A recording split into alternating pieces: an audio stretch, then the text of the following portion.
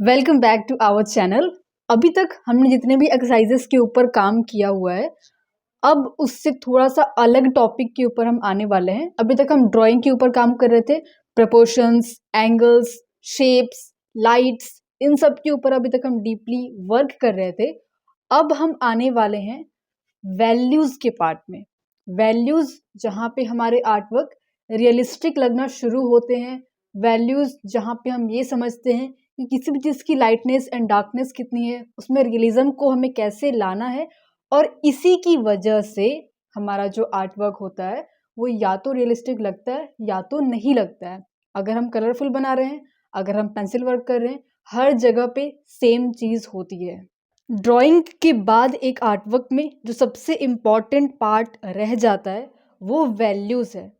ठीक है, ड्राइंग पे काम करने के बाद जो सबसे ज़्यादा काम आपको करना होता है वो वैल्यूज़ के ऊपर ही करना होता है। इसीलिए आज हम समझेंगे कि वैल्यूज़ होता क्या है, क्यों इम्पोर्टेंट है, कहाँ पे काम आता है, और इसके बाद के जितने भी लेसन्स होंगे उसमें हम इसके एक्सरसाइजेस को सीखेंगे कि वैल्यूज़ के ऊपर काम करने के लिए कौन सी एक्सरसाइजेज होती हैं और उसको किस तरीके से किया जाता है। सो मेक श्योर कि आप इस चैनल से कनेक्टेड रहें ताकि आगे जो भी लेसन्स आने वाले हैं जहाँ पे हम सीखेंगे कि वैल्यूज़ के एक्सरसाइजेस कौन सी होती हैं, आप उसको भी अच्छे से समझ सकें। एंड इससे पहले कि हम इसको स्टार्ट करें, लेट मी नो कि अभी तक के जो आपके टास्क थे, अभी तक के जो वर्कबुक्स थे हमारे, अभी तक की जो एक्सरसाइजेस थी हमारी जिसमें हम ड्राइंग के ऊपर काम कर रहे थे, कंपोजिशन, लाइट्स के ऊपर काम कर रहे थे, क्या वो सब चीज़ें आप कर रहे हैं? करके क्या आप हमारी कम्युनिटी में पोस्ट कर रहे हैं उसको चेक कराने के लिए? If yes, then comment task done. अगर आप यहाँ तक के सारे टास्क को अच्छे से कर रहे हैं, लेसन्स को देख रहे हैं, नोट्स को क्रिएट कर रहे हैं और कम्युनिटी में पोस्ट भी कर रहे हैं, और यहाँ तक कि आपके अगर कोई भी डाउट है ड्राइंग के रिलेटेड, अभी तक के जो हमारे एक्सरसाइजेस थे उसके रिलेटेड, तो सबको के करके आप कमेंट्स में लिखिए, तो सारे डाउट्स को हम क्लियर कर लेंगे। ओके, सो अब हम आते हैं अपने वैल्यूज़ के पार्ट पे। ये बहुत इंपॉर्टेंट है, तो बहुत अच्छे से समझिएगा। देखो, वैल्यूज़ का सिंपल सा मतलब होता है कि कोई भी चीज़ कितनी डार्क है या फिर कितनी लाइट है। जैसे कि अगर हम इस वीडियो को ब्लैक एंड वाइट में शिफ्ट कर देते हैं तो इसमें के जो वैल्यूज़ होंगी वो वैल्यूज़ आप आसानी से देख पाएंगे, और उसी में जब हम कलर्स ऐड कर देते हैं तो कलर्स के पीछे भी वो सेम वैल्यूज़ होती हैं। तो आप कलर्स चाहे करें या फिर नहीं करें, वैल्यूज़ हर जगह पे होती हैं, हर जगह पे आपको वैल्यूज़ के ऊपर काम करना होता है। अब यहाँ पे एक और चीज़ ये भी है कि जितनी भी चीज़ों को हम देखते हैं अपने आसपास में, नेचर में, वहाँ पे कई हज़ारों लाखों वैल्यूज़ होती हैं। ठीक है, जिसमें से बहुत कम वैल्यूज़ को हम देख पाते हैं और उसमें से भी बहुत कम वैल्यूज़ होती हैं जिसकी हम स्टडी करते हैं आर्ट में। जो एग्जैक्ट वैल्यू हमें नेचर में दिख रही होती है, ज़रूरी नहीं होता है कि एग्जैक्ट वैल्यू हम अपने आर्ट वर्क में ले करके आ पाएँ। हम बस क्या करते हैं कि उसके अराउंड की वैल्यूज़ को अपने आर्टवर्क में लाने की कोशिश करते हैं, और अपने आर्टवर्क के हिसाब से जो भी हमारा रेफरेंस है उसके हिसाब से हम उसमें की वैल्यूज़ को एडजस्ट करते हैं। जैसे कि आप अगर नेचर में देख रहे हैं तो आपको कुछ बहुत डार्क दिख रहा है, आपको कुछ बहुत लाइट दिख रहा है, जैसे कि सनलाइट हो गई, एकदम चमक रहा है, वहाँ पे कोई बहुत ही अंधेरे का पार्ट हो गया जहाँ पे बहुत ज़्यादा डार्कनेस है। हो सकता है कि उतनी डार्कनेस, उतनी लाइटनेस आपके पास ना हो, आपकी जो भी मटेरियल्स हैं उसमें ना हो। तो हम क्या करते हैं कि हम उसके हिसाब से बस अपने वैल्यूज़ को मैनेज करते हैं कि जिस तरीके का हमें दिख रहा है ना कि ये सबसे डार्क है और ये सबसे लाइट है, तो हम जो भी ड्रॉ करते हैं अपने टूल्स के हिसाब से और उसकी कैपेसिटी के हिसाब से हम उसकी डार्कनेस और उसकी लाइटनेस के हिसाब से काम करते हैं। जो हमें दिख रहा है उससे बस आइडिया लेकर के और उसके वैल्यूज़ के हिसाब से अपने टूल को समझते हुए और इसकी कैपेसिटी को समझते हुए हम उसके वैल्यूज़ को एडजस्ट करते हैं। ये सब कुछ हम वैल्यूज़ के एक्सरसाइजेज जो होती हैं उसमें अच्छे से समझेंगे। अब देखो, अगर आप वैल्यूज़ के ऊपर अच्छे से काम नहीं करते हैं तो क्या क्या प्रॉब्लम्स आपकी आर्टवर्क में होंगी, और अभी तक आपके आर्टवर्क्स क्यों रियलिस्टिक नहीं लग रहे थे, वो सब चीज़ें भी अभी आपको क्लियर होंगी। सबसे पहला पॉइंटर है कि अगर आप अपने वैल्यूज़ के ऊपर अच्छे से काम नहीं कर रहे हैं तब आपका आर्टवर्क फ्लैट दिखेगा, उसमें 3Dनेस नहीं आएगी, उसमें फॉर्म समझ में नहीं आएगा, उसमें वैल्यूज़ अगर सही नहीं है तो। जैसे यहाँ पे मैंने एग्ज़ाम्पल के लिए आपकी जो पहले के आर्टवर्क्स होंगे, आप उसको देख सकते हैं कि उसमें कितना फ्लैट आपको आपका आर्टवर्क दिख रहा होगा, और अगर आप अभी वैल्यूज़ को समझ के प्रैक्टिस कर रहे होंगे, तब आपकी आर्टवर्क में क्या चेंजेस आए होंगे, वो आप देख पा रहे होंगे अपनी आर्टवर्क में। यहाँ पे सिंपल लिखा हुआ है कि अगर आप अच्छे कलर्स का भी यूज़ कर रहे हैं, तो भी वो आर्टवर्क फ्लैट लग सकता है अगर आपने लाइट्स को समझते हुए, जो लाइटनेस है और डार्कनेस है, उसको समझते हुए वैल्यूज़ को सही से अपने आर्टवर्क में नहीं अप्लाई किया हुआ है। जैसे कि इस आर्टवर्क में अगर आप देखें, तो कलर्स तो इसमें ऐड किया गया है, लेकिन इसमें जो वॉल्यूम को इसमें समझना है और जो लाइटनेस डार्कनेस है, वो सही से नहीं दिख रही है। कहीं पे अगर डार्क करना है तो बहुत डार्क कर दिया गया है, कहीं पे लाइट करना है तो वहाँ पे लाइटनेस अच्छे से नहीं है। लाइट से डार्क की तरफ जो शिफ्ट होता है, जो हमने लाइट फैमिली और शैडो फैमिली में समझा था कि लाइट फैमिली में ये मेंबर्स होते हैं, डार्क फैमिली में ये मेंबर्स होते हैं, तो वो सब चीज़ें यहाँ पे अच्छे से क्योंकि नहीं दिख रही हैं, इसीलिए ये वाला जो आर्टवर्क है वो फ्लैट दिख रहा है। और अगर आप अपने वैल्यूज़ पे काम नहीं करते हैं, तो रियलिज़्म को लाने में आप हमेशा स्ट्रगल करते रहेंगे। अपने आर्टवर्क को जो हम चाहते हैं कि वो रियलिस्टिक लगे, रियलिस्टिक वो तभी लगेगा जब उसमें के लाइटनेस एंड डार्कनेस को हम समझते हैं। अब चाहे आप कितने भी ब्रांडेड टूल्स का यूज़ कर लें, ये पेंसिल या फिर कोई और महंगी पेंसिल या फिर कोई और महंगे कलर्स, कोई और महंगे पेपर्स का आप यूज़ कर लें, कुछ भी आप यूज़ कर ले, अगर आपकी वैल्यूज़ सही नहीं है, तो वो आर्टवर्क अच्छा नहीं दिखेगा। एंड कई सारे लोग यही कहते हैं कि हमारा पेंसिल अच्छा नहीं था, हमारा पेपर अच्छा नहीं था, मेरे पास वो वाला टूल नहीं था, इसकी वजह से मेरा जो आर्टवर्क है वो उस तरीके का नहीं बन पाया जिस तरीके का वो बन सकता था।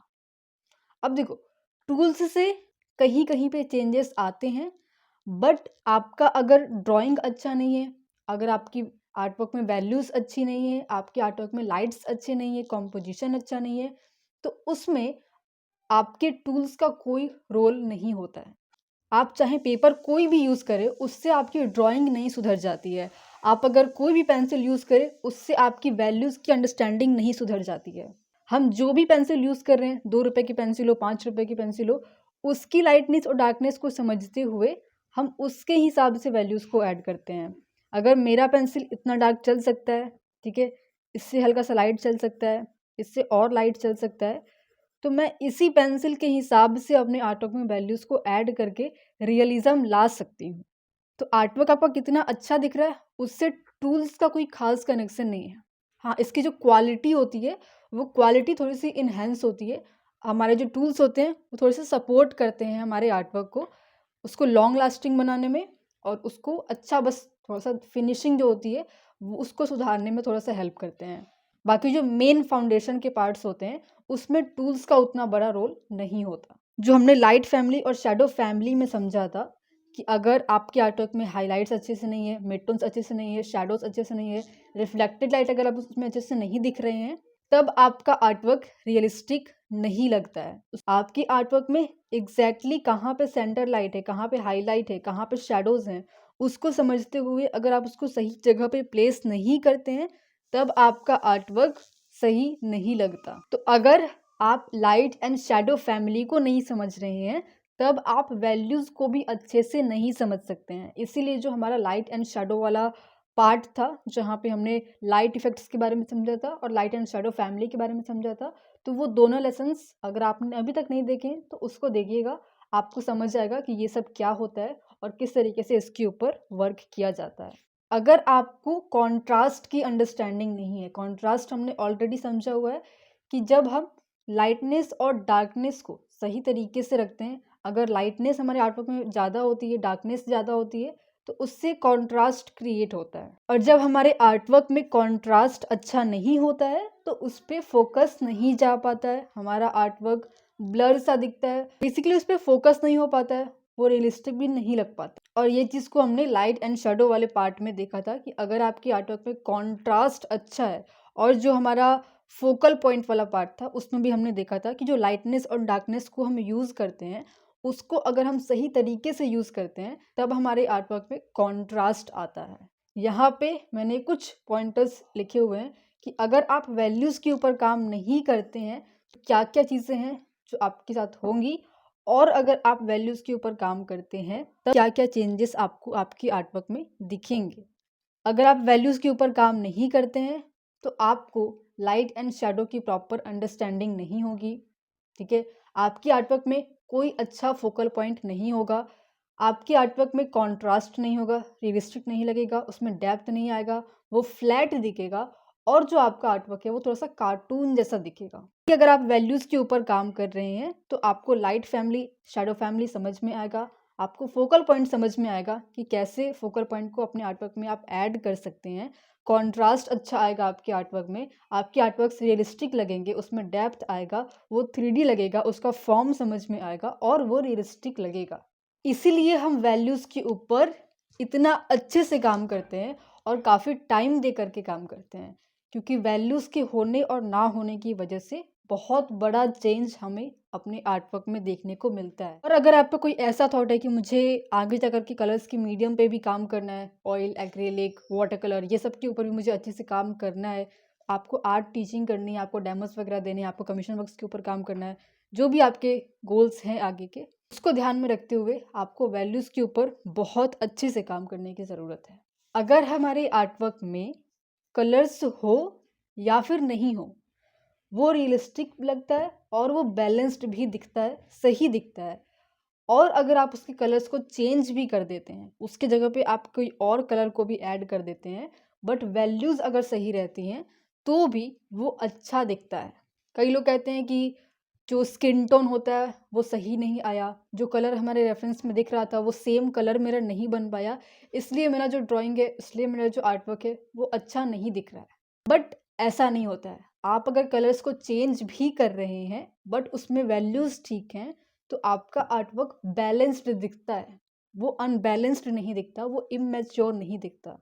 आप उसमें से कलर्स को हटा दें या फिर कलर्स को चेंज कर दें, उसमें कोई बहुत बड़ा फ़र्क देखने को नहीं मिलता है रियलिज़्म के लेवल पे। कलर्स जो होते हैं आपकी आर्टवर्क में एक ब्यूटी ऐड कर सकते हैं, सुंदर आपका आर्टवर्क दिख सकता है, लेकिन जो वैल्यूज़ होता है वो आपकी आर्टवर्क में एक स्ट्रक्चर ऐड करता है, एक फाउंडेशन ऐड करता है, एक बेस ऐड करता है। कलर्स बाद में आते हैं, उसके पहले आता है वैल्यूज़। वहीं अगर आप यहाँ पे देखें तो जिस तरीके से इसमें लाइट आई हुई है, जिस तरीके की वैल्यूज़ इसमें दिख रही हैं, उसकी वजह से इस रेफरेंस में एक डेप्थ आ रहा है, 3D दिख रहा है ये फेस, इसका फॉर्म हमें समझ में आ रहा है कि इसके नोज़ इस तरीके से हैं, इसके फेस का जो स्ट्रक्चर है, वो सब हमें एकदम क्लियर दिख रहा है, जब इसमें की वैल्यूज़ सही हैं। Values light and shadow family को डिफ़ाइन करती है अच्छे से। अगर आप वैल्यूज़ को समझ रहे हैं, तो जो लाइट एंड शैडो फैमिली है, वो आपकी आर्टवर्क में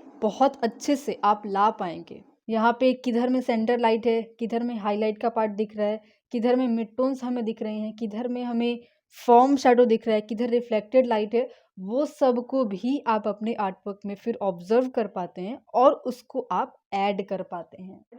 वैल्यूज़ को जब हम समझते हैं, तब अपने आर्टवर्क में हम फोकल पॉइंट को अच्छे से ऐड कर पाते हैं। अब ये रेफ़रेंस उतना इस चीज़ को आपको फ़ील नहीं करवा रहा होगा, बट अगर आप कोई और रेफ़रेंस देखें, जहाँ पे वैल्यूज़ को इस तरीके से रखा गया है कि जहाँ पे फोकल पॉइंट हमें लाना था, एग्ज़ैक्ट वहीं पे हमारा फ़ोकस जा रहा है एंड वैल्यूज़ की वजह से जो अच्छा कॉन्ट्रास्ट है अपने आर्टवर्क में, किसको कितना लाइट रखना है, किसको कितना डार्क रखना है, किधर लाइट रखना है, किधर डार्क रखना है, उसके हेल्प से अपने आर्टवर्क में हम कॉन्ट्रास्ट को भी क्रिएट कर पाते हैं। अब देखो, अगर आप वैल्यूज़ को समझ रहे हैं ना, तब अपने आर्टवर्क में आप चेंजेस आसानी से ऐड कर सकते हैं। अगर आपका कोई रेफरेंस है, आपको लग रहा है कि नहीं, ये उतना अच्छा नहीं दिख रहा है और आप उसमें चाहते हैं कुछ चेंजेस को ऐड करना, और अगर आप वैल्यूज़ को समझ रहे हैं, तो उसके हिसाब से अपने आर्टवर्क में आप चेंजेस को ऐड कर सकते हैं आसानी से। क्योंकि अगर वैल्यूज़ को नहीं समझ रहे हैं और उसमें आप चेंजेस को ऐड कर रहे हैं, तो हो सकता है कि वो रियलिस्टिक ना लगे। उसमें के कलर्स को आप अगर चेंज कर रहे हैं, उसमें के लाइटनेस एंड डार्कनेस को अगर आप चेंज कर रहे हैं, बट आप वैल्यूज़ को नहीं समझते हैं, आप लाइट एंड शैडो फैमिली को नहीं समझते हैं, तब हो सकता है कि वो आर्टवर्क रियलिस्टिक ना लगे। इसीलिए वैल्यूज़ के ऊपर काम करते हैं, ताकि अपने आर्टवर्क में हम अपने हिसाब से एडजस्टमेंट्स को कर सकें। एंड द सिक्स्थ पॉइंट, कि वैल्यूज़ आपको हर एक मीडियम के लिए बेस देता है। अलग अलग से मीडियम्स हैं, बट इन सब के पीछे वैल्यूज़ हैं। अगर हम इन सब के कलर्स को हटा देते हैं, तो इसके पीछे वैल्यूज़ हैं। चाहे हम किसी भी तरीके का वर्क करें, किसी भी मीडियम में वर्क करें, अगर उसमें की वैल्यूज़ ठीक हैं तो वो अच्छा दिखेगा। अगर वैल्यूज़ ठीक नहीं है तो कितने भी कलर्स को हम उसमें ऐड कर दें वो अच्छा नहीं दिखता है। अब यहाँ पे इस वर्कबुक में आपको कुछ टास्क दिया गया है जो कि आपको अभी इस वीडियो में भी करना है। मैं आपको कलर्स दिखाऊंगी और उसके हिसाब से आपको सेलेक्ट करना है। आपने जो भी गेस किया है उसको लिखना है। तो आपको बताना है इसमें से कौन सा कलर डार्क है। इधर वाला ए रहेगा और इधर वाला हमारा बी रहेगा हर चीज़ में। ये है नंबर 1, ये है नंबर 2। बस इसको देखिए और ऑब्जर्व करने की कोशिश करिए कि इन दोनों में से कौन सा कलर डार्क है और उसको कमेंट में लिखिए। यहाँ पे आपको क्या करना है ना, आपको अपनी आईज को हल्का सा स्क्विंट करना है। तब हल्का सा दोनों आँख को अगर आप बंद करके इसके कलर्स को इग्नोर करके इसमें कि बस आप लाइटनेस और डार्कनेस को ऑब्जर्व करने की कोशिश करें कि कौन सा कलर आपको लाइट दिख रहा है और कौन सा कलर आपको डार्क दिख रहा है। यहाँ पे अगर आप देखें तो जो दोनों कलर्स हैं करीब करीब से दोनों सेम डार्कनेस के दिख रहे हैं। यस, बट हो सकता है कि हल्का सा इसमें माइनर सा डिफरेंस हो, बट करीब करीब से इन दोनों में हमें सेम वैल्यूज देखने को मिल रही हैं। अब इसमें आपको देखना है कि ये ज़्यादा डार्क है या फिर ज़्यादा डार्क ये वाला है। इसमें भी सेम चीज़ है कि आपकी आईज को आपको स्क्विंट करके देखना है, ऑब्जर्व करना है कि कौन सा आपको डार्क दिख रहा है, कौन सा आपको लाइट दिख रहा है। ये थोड़ा सा ज़्यादा डार्क लग रहा है, हल्का सा डार्क ये वाला लग रहा है। ये वाला कलर इससे हल्का सा लाइट लग रहा है। अब ये जो हम यहाँ पे कर रहे हैं ना कि ये कौन सा कलर डार्क है, कौन सा कलर लाइट है, ये सब बस कंपैरिजन में होता है। ठीक है, हम किसको कंपेयर कर रहे हैं किस से, उसके हिसाब से ही हम वैल्यूज़ को समझते हैं। अगर मैं इसको हटा दूँ और बोलूँ कि बताओ कि ये कलर डार्क है या फिर लाइट है, तो इसका अपने में कोई पहचान नहीं है, इसका अपने में कोई कंपैरिजन नहीं है कि ये डार्क है या फिर लाइट है। वो तब समझ में आएगा जब इसके साथ में कोई और कलर होगा। सेम चीज़ आपको आपके आर्टवर्क में भी दिखती है। अगर मैं आपको इस कैप का सिर्फ ऊपर वाला पार्ट दिखाऊं और आपसे पूछूं कि ये डार्क है या फिर ये लाइट है, तो आपको समझ नहीं आएगा। बट जब आप उसको उसके अदर एरियाज से कंपेयर करेंगे, बाकी के रेफरेंस से कंपेयर करेंगे, तब आपको समझ में आएगा कि हाँ, बाकियों के हिसाब से ये हल्का सा हमें लाइट ही दिख रहा है। इसीलिए जब हम वैल्यूज़ के ऊपर काम करते हैं तो हम सिर्फ एक पार्ट को नहीं देखते, हम सिर्फ एक कलर को नहीं देखते, हम पूरे रेफरेंस को ही देखते हैं। पूरे रेफरेंस को देख रहे हैं और उसके हिसाब से फिर हम डिसाइड करेंगे कि कौन सा डार्क है, कौन सा लाइट है, उससे कम लाइट कौन सा है, उससे कम डार्क कौन सा है। और ये जो एक्सरसाइज है ये आपको सिखाती है कि कलर्स को इग्नोर करके उसमें की वैल्यूज को कैसे देखा जाता है। इसी तरीके से आपको बाकी के कलर्स भी दिए गए हैं आपकी वर्कबुक में, जिसमें आपको चुनना है कि कौन सा कलर डार्क है, कौन सा कलर लाइट है। इसमें आपको बताना है कि इसमें ये जो 3 नंबर है हमारा और ये जो 4 नंबर है और ये है ए और ये है बी, ठीक है, इसमें कौन सा कलर आपको डार्क दिख रहा है और इसमें कौन सा कलर आपको डार्क दिख रहा है। सोचिए और उसको कमेंट में लिखिए। तीसरा का कौन सा नंबर आपको डार्क दिख रहा है और 4th नंबर का कौन सा कलर आपको डार्क दिख रहा है। इसमें अगर आप देखें तो आपको क्लियर दिख रहा है कि ये वाला जो कलर है वो डार्क है। इसमें भी आपको क्लियर दिख रहा है कि ये वाला जो कलर है वो डार्क है। देखो, जब इस तरीके से कलर्स होते हैं जिसमें बहुत डिफरेंस होता है वो आसानी से समझ में आ जाता है। लेकिन कुछ कलर्स ऐसे भी होते हैं जो कि आसानी से समझ में नहीं आते हैं कि वो डार्क है या फिर लाइट है। जैसे कि अगर आप इसमें देखें तो ये दोनों कलर्स सेम डार्कनेस के करीब करीब से दिख रहे हैं, ये भी करीब करीब से सेम डार्कनेस के दिख रहे हैं। हो सकता है कि इसमें ये कलर थोड़ा सा डार्क हो या फिर हो सकता है कि ये थोड़ा सा डार्क हो, लेकिन करीब करीब से ये सब कलर्स एक डार्कनेस के हमें फील हो रहे हैं। वही सेम चीज यहाँ पे भी है और आपको इसमें भी कलर्स को देखना है कि कौन सा कलर डार्क आपको लग रहा है और कौन सा कलर आपको लाइट दिख रहा है, और उसको आपको इस वर्कबुक के जो बाकी के भी पेजेस हैं उसमें आपको ऐड करना है।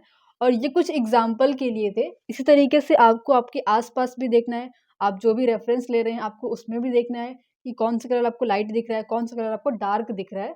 कंपेयर कर सकते हैं आप किसी 2 कलर को या फिर किसी 2 शेड्स को। देखो, जब कलर्स सेम होते हैं और उसमें की लाइटनेस एंड डार्कनेस को हम चेंज करते हैं तब वो आसानी से समझ में आता है। जैसे कि अगर आप यहाँ पे देखें, ये दोनों जो येलो हैं ये समझ में आ रहा है आसानी से कि ये डार्क है ये लाइट है।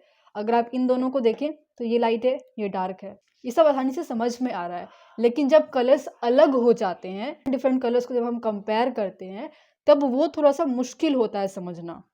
इसीलिए स्टार्टिंग में हम मोनोक्रोम की स्टडी करते हैं, जहाँ पे हम एक ही कलर का यूज़ करके पूरी पेंटिंग को बनाते हैं। उसमें जितने भी डार्कनेस है, जितनी भी लाइटनेस है, उसको हम सेम कलर से रखते हैं ताकि हम लाइटनेस एंड डार्कनेस को समझ सके और एक कलर से कैसे हम अलग अलग से डार्कनेस, अलग अलग से लाइटनेस को ला सकते हैं, उसके ऊपर काम कर सके। ठीक है, तो आपको ये सारे जो पेजेस इसमें दिए गए हैं, इन सब की आपको टास्क को कंप्लीट करना है और उसके जो भी पिक्चर्स होंगे उसको कम्युनिटी में पोस्ट करना है। और अब आते हैं अपने इम्प्लीमेंट करने वाले पार्ट में। अब यहाँ पे भी आपको सेम चीज़ करनी है। आपको अलग अलग एरियाज से कलर्स को कंपेयर करना है और बताना है कि उसमें से कौन सा डार्क है और कौन सा लाइट है। किसी को भी आप किसी से कंपेयर कर सकते हैं।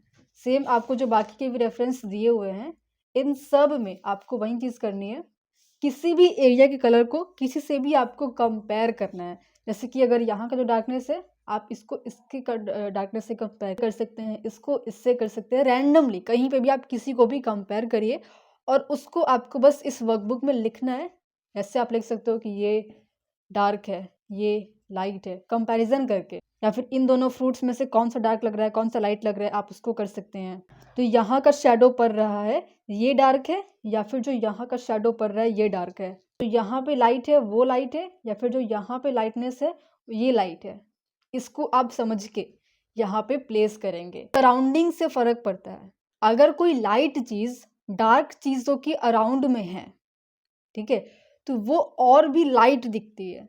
लेकिन अगर कोई लाइट चीज़ लाइट चीज़ों के साथ में ही है तो वो उतनी लाइट नहीं दिखती है। फॉर एग्जांपल अगर आप देखो यहाँ पे, तो यहाँ पे जो लाइटनेस है और इसके चारों तरफ ये सब कुछ डार्क सा दिख रहा है और ये यहाँ पे बस थोड़ा सा लाइट है, तो ये बहुत चमकीला सा दिख रहा है। वही सेम चीज़ यहाँ पे थोड़ा सा कम लाइट हमें दिख रहा है क्योंकि इसके आसपास थोड़ी सी डार्कनेस कम है। अगर विपरीत चीज़ें मिलती हैं तब वो ज़्यादा उसमें कॉन्ट्रास्ट आता है, वो अलग हमें थोड़ा सा फील होते हैं, वो बस एक इल्यूज़न होता है। इसीलिए जो सराउंडिंग चीज़ें हैं उसको इग्नोर करके जब हम उस वैल्यू के ऊपर फोकस करते हैं तब समझ में आता है कि वो एक्चुअल में डार्क है या फिर वो हमें बस डार्क दिख रहा था, वो एक्चुअल में इतना लाइट है या फिर हमें बस वो उतना लाइट दिख रहा था। तो इसका आपका यही टास्क है कि आपको इन सारे रेफरेंसेस में और इसके अलावा और भी जो भी रेफरेंस है आपको उसमें वैल्यूज़ को ढूंढना है, कंपेयर करना है और ये सारे कलर्स को भी आपको इसमें लिखना है, करके आपको कम्युनिटी में पोस्ट करना है। और अगर आपके पास ये वर्कबुक नहीं है और आप चाहते हैं कि इस वर्कबुक के थ्रू आप वर्क करना, तो इस व्हाट्सएप नंबर पे आप अपना नाम और वर्कबुक डिटेल्स लिख करके सेंड करेंगे तो आपको इसके डिटेल्स मिल जाएंगे। देन इस वर्कबुक को लेकर के आप इसके ऊपर काम कर सकते हैं। प्लस इसके अलावा जो हमारे बाकी के भी 13 वर्कबुक्स हैं उन सभी के बारे में भी आपको क्लियर हो जाएगा एंड देन सबको लेकर के आप इसके ऊपर काम कर सकते हैं। तो अब हम आपसे मिलते हैं अगले लेसन में। तब तक के लिए इसके ऊपर प्रैक्टिस करिए, इसके टास्क को कंप्लीट करिए और हमारे साथ में उसको शेयर करिए। आगे का जो लेसन होगा उसमें हम वैल्यूज़ की एक्सरसाइजेज देखेंगे कि वैल्यूज़ कौन कौन सी एक्सरसाइजेज हैं और उसके ऊपर कैसे काम किया जाता है।